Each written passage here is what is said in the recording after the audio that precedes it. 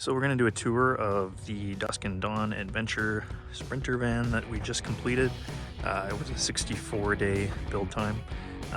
We put some Gladiator tires on it to give it something a little more aggressive for when we are on roads like this or sort of off-roady. We didn't do too much to the exterior other than waterproofing the trim. We added in this window on the slider. We also added 2 bunk windows for the bed. So that kind of covers your exterior upgrades. And then inside, we put in full upper cabinets, lower cabinets. We put in a front cabinet. We have shoe storage up front, and we left it open to get some airflow in there. We did the coin matting on the floor just because it's super durable and it's a really friendly product. For water and dirt and anything you can kind of throw at it. In the front, you can see that we have set up the Laguna table, so that kind of works perfectly. One, to actually hold the bed from moving forward when you're driving, you have to slam on the brakes, but also for a standing desk when you kind of want to work off grid. So you can just throw that up, get your laptop out, and you're all set to go with an amazing view. In the front, we have a diesel heater set up with the thermostat nearby, kind of hidden away, but super easy to turn on and adjust the temperature and everything. We put in an upper shelf for the front there for storage for most of the blinds or covers for the windows. We have a max air fan, got a 2-burner stove in the front, cooler and the drawer system here, so you have a freezer and a fridge, which keeps everything nice and cool. In the front, got your gray water for your dishes when you're cleaning, portable toilet there for emergencies, and then our sink here. We just have the button to turn it on and off down below. Super easy to turn on, and then you can pull it out and use it outside if you wish to give yourself a little shower. Inside, you can see the 2 windows we showed you before. Just a little hookup for a paper towel. We got our power here, extra USBs, so 4 USBs in one area. Lights are also on a dimmer, kind of hard to tell during the daylight, but they will go up and down. So the bed is great size. It's over 6 feet long, so it's right in between a queen and a king size bed. So if you flick up the bottom and you just push the last bit out of the way, it actually lifts up.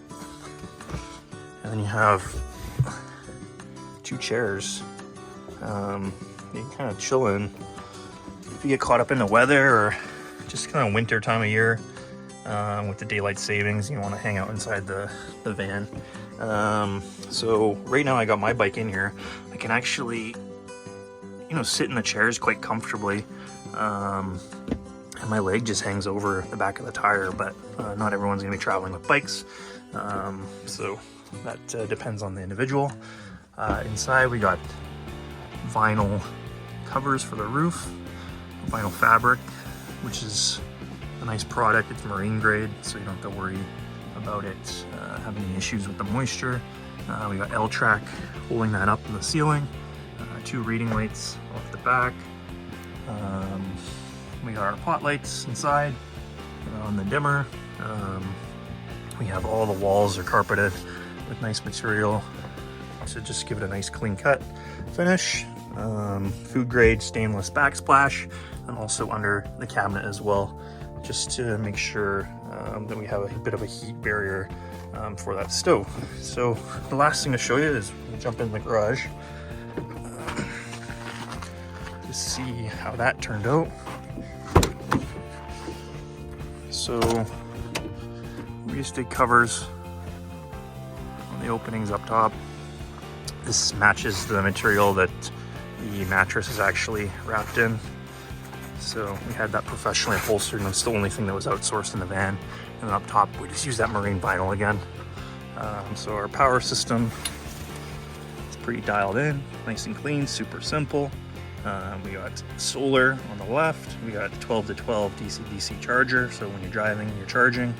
We have a 1000 watt inverter, and then under one of the seats up front, we actually have a plug that you can plug into a 120 volt, or 110, pardon me, plug if you want to charge up if you're not putting on many kilometers. And then, funny enough, we actually have enough room for skis if we just pass that through. So this was left open by design just to keep the air flowing to the fridge and then also to the power system. And in the back, we have extra water. So if you want to wash your bike off at the end of the day, you're all good to go. Fill up. We got a light. So if you're working back here, we need to look at something that's there. And then up top, we have a floodlight. So if you're working on your bike, super easy to do that. And then just little things like hooks, keep your jackets drying and out of the way. And that is kind of it. I mean, there's your reading lights in bed, super awesome if you don't want to be running the pot lights to be your main source of lighting. And I'd say all in all, it turned out really well for the amount of time spent on the build. And that's how it turned out. Thanks for watching.